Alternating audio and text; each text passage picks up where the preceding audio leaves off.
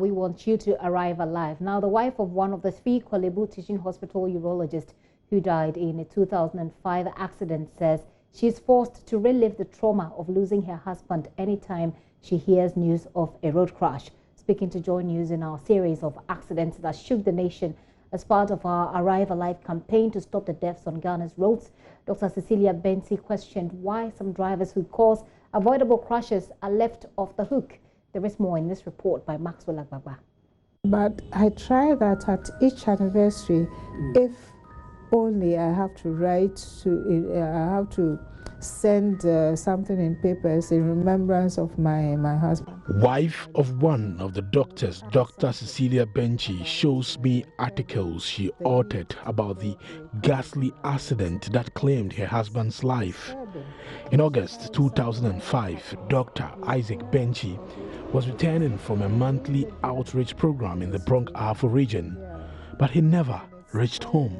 He died with his senior, Professor John Korte, and 34-year-old Dr. Benjamin Osewiafe.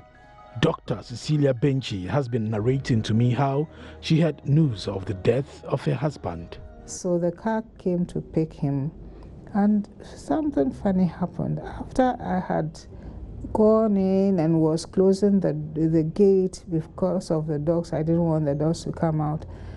Then he came back, knocked, and then said Mokomaba again, but he had already said he was going, so I also answered and he went. She says it has been difficult to cope years after the death of her husband. Yeah. Of course, what I planned to do, most of the things I planned to do, I couldn't do because I don't have any other support. Okay. Dr. Cecilia Benchi says her heart bleeds anytime she hears news of an accident. She wonders why some drivers who are to blame for the crashes which are preventable are not prosecuted. And then to the drivers, my heart bleeds all the time. Each time you hear a crash, my heart bleeds. And I think it's the same for many, many others who have lost loved ones. The carnage on our roads, they are man-made, I would call, disaster. Okay. We have to, they are preventable. People are in prison for little things. Okay.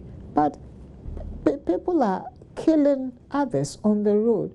I am wondering what happens to them, the drivers and so on who do that. I'm begging because it's hurting so many people. I am now at the residence of Ian Korte. His father, Professor John Korte, died in the same accident on the Bonsu-Apidja section of the Accra-Kumasi highway. He narrates to me what led to the accident. He says it is a shame majority of Ghana's major highways are not divided or dual carriageways. So I think I got the report more from a statement that the driver had given. And he said that they were traveling back to Accra and he saw an oncoming car which was trying to overtake, the traffic on the other side of the road. I think he decided, in his estimation, that the car would not get back onto their side of the road before it got to them. So he pulled over to the side of the road and parked. And then the oncoming car's tire burst. And the car somersaulted and came and landed on their vehicle. I think that it's a shame that almost 15 years after my father died, we don't have a divided highway running from south to north and from east to west in this country. 15 years later,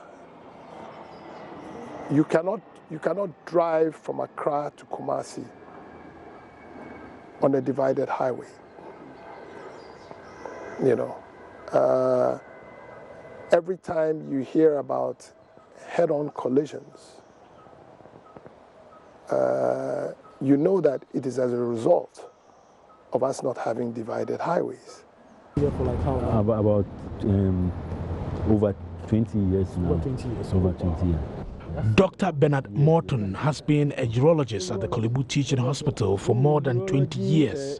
He was a close friend of 34-year-old deceased urologist Dr. Benjamin Osewiafe, and he tells me, but for his heavy work schedule, he would have been a statistic. There was some sort of reluctance to go at the time. I don't know, you know, that sort of premonition people may have about something. Not that something will happen, but he was quite reluctant. And even he nearly exchanged positions with me if I was willing to go. By that time, too, I also had something to do, so he had to make the trip. So I remember that dawn he called me that it was time. But normally they were going to Sunyani, I think, that time. So around 4:35, the vehicle has come to pick. Maxwell Agbaba file that reports the hashtag is Arrive Alive.